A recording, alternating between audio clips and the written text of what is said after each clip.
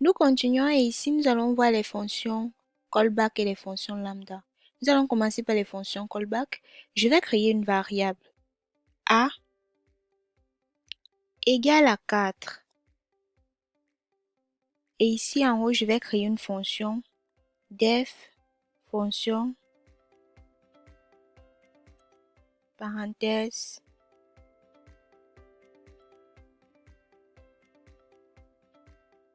deux points. À l'intérieur, je vais faire un print bonjour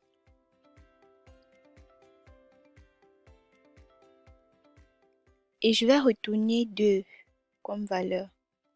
Return 2. Je vais appeler ma fonction ici. Fonction.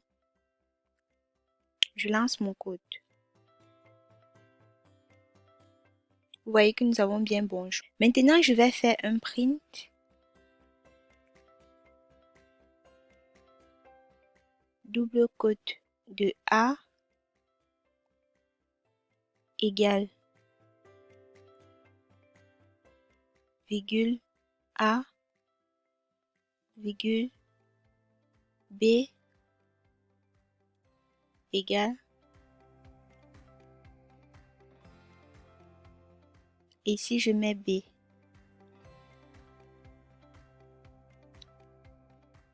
je vais faire B égale à la fonction, comme ceci. Je vais lancer mon code. Vous voyez, on a bonjour et on a A égale à 4, B égale à 2, le 2 de return. Et si je retire les parenthèses ici, comme ceci, et que je relance mon code, vous allez voir que en B, on va nous signaler que c'est une fonction. Je lance, vous allez voir. On a bien la valeur A égale à 4. B, on dit c'est une fonction tout court. Donc, on a juste la fonction avec l'identité de la fonction. Maintenant, si ici, au niveau de B, je mets les parenthèses. Je lance mon code. Vous voyez que ça fonctionne normalement comme au départ. Donc, c'est ça qu'on appelle les fonctions callback. Je vais commenter ceci et nous allons voir les fonctions callback en profondeur. Comme ceci. Nous allons commencer par créer une fonction de multiplication, table de multiplication, comme nous l'avons fait plus haut. Table multiplication qui prend un paramètre n. Deux points. À l'intérieur, je vais faire une boucle for i in range parenthèse 1 10, que le 1 est inclusif et le 10 est exclusif. Donc, ça va afficher une table de multiplication de 1 à 9. Et après, je vais faire un print, parenthèse, i,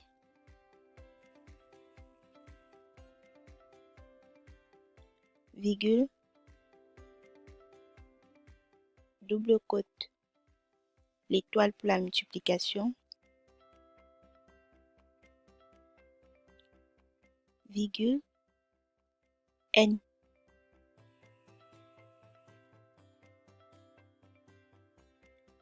Pardon, je vais supprimer ceci. Je vais supprimer les doubles quotes là, comme ceci. C'est bon. Et je vais faire une virgule, double quote égale, virgule, i fois n. Voilà, comme ceci. Et je vais appeler la fonction table multiplication de 4. Je lance mon code.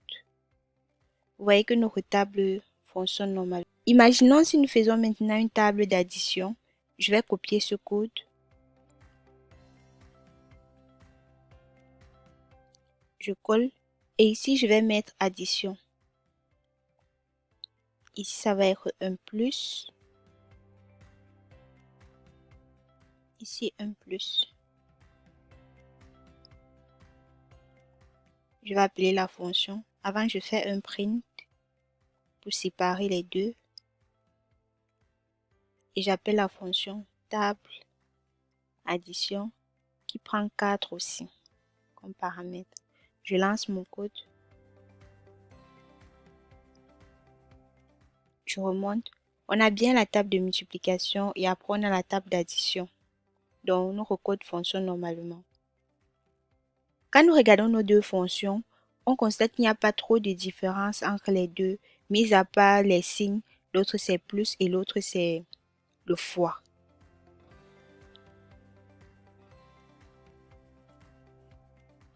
Et maintenant, si on faisait plutôt une fonction générique, donc je vais recopier ceci. Et ici, je vais mettre tableau affiche.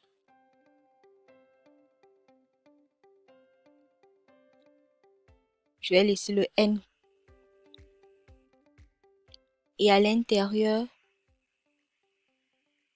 je vais mettre le signe str. Et je vais mettre l'opérateur callback. Opérateur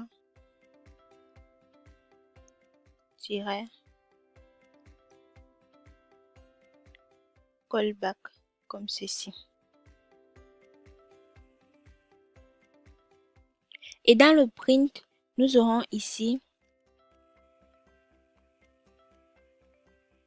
le signe str. Donc je mets signe str.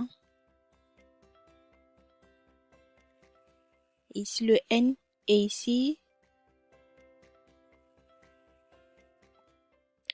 on va avoir plutôt l'opérateur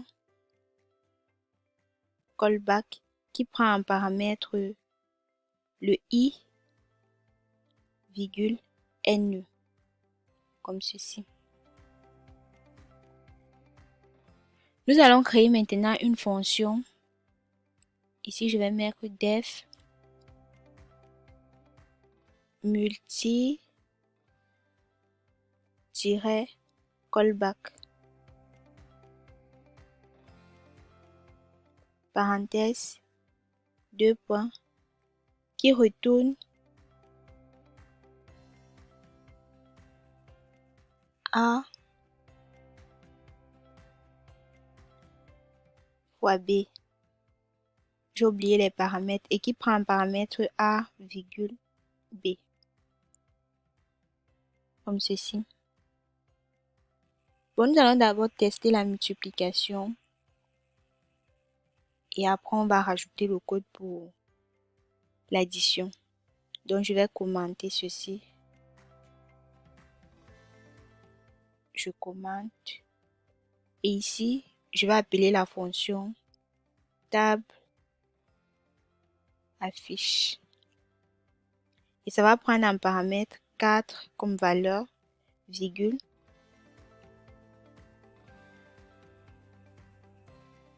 Le signe. Je mets multiplication. Et j'appelle la fonction multi callback. Je vais supprimer les parenthèses parce que ça ne prend rien en paramètre. Je lance mon code. Nous avons bien notre table de multiplication qui s'affiche. Si je fais de même pour l'addition, je vais juste copier ceci. Je vais coller ici en bas. Mais ici, je vais appeler at. Ici, je copie ceci. Je colle en bas et je mets at ici, je mets plutôt le signe plus. Comme ceci, je relance mon code. Ici, nous avons toujours la table de multiplication. Donc, à ce niveau, je vais plutôt faire un plus que j'ai oublié. Je relance. Vous voyez que notre code fonctionne normalement. On a bien nos deux tables, addition et multiplication. Ce qui veut dire que ces deux fonctions, on peut les supprimer comme ceci. Je supprime les appels. Et maintenant, avec la fonction table affiche, on peut aussi faire une autre fonction puissance. Ici, je vais mettre def et j'appelle puissance callback.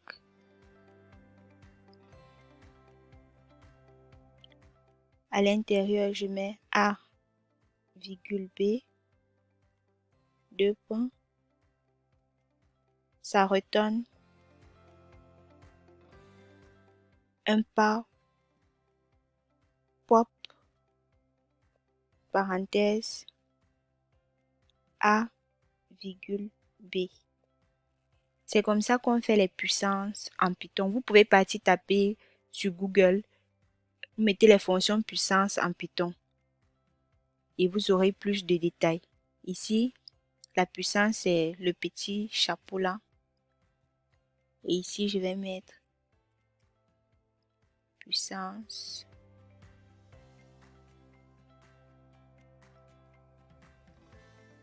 Comme ceci. Je relance.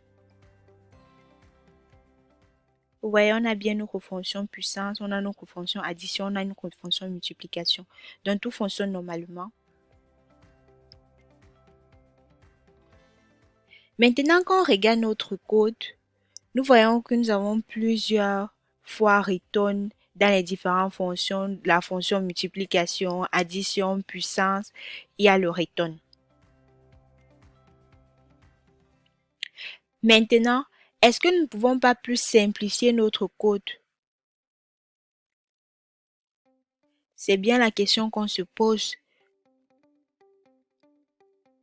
Et c'est à ce moment que les fonctions lambda interviennent. Nous allons supprimer ceci. Je vais commencer par la fonction multiplication. Nous allons mettre lambda. Voilà. Et je vais mettre A, virgule, B, deux points, A multiplié par B. Je commente ceci. Et je commente ceci. Je lance mon code. Vous voyez que nous avons bien la table de multiplication. Si je fais de même pour l'addition, je vais copier ceci. Je remplace ici. À la place, je mets plus. Je lance mon code. Nous avons la multiplication et l'addition. Correct. Je fais de même pour la puissance. Et ici, à la place, je vais mettre pop, parenthèse, A, virgule B. Comme ceci, je lance mon code. Vous voyez que notre fonction puissance marche correctement, notre fonction addition et notre fonction multiplication. Donc, ces fonctions sont là pour nous aider à rendre le code plus synchrone. Et généralement, elles sont utilisées sur les sites ou les applications pour permettre qu'on exécute le code pendant qu'on fait un téléchargement de fichiers. Bon, c'était tout pour cette vidéo et on se dit à la prochaine concernant les nombres variables de paramètres.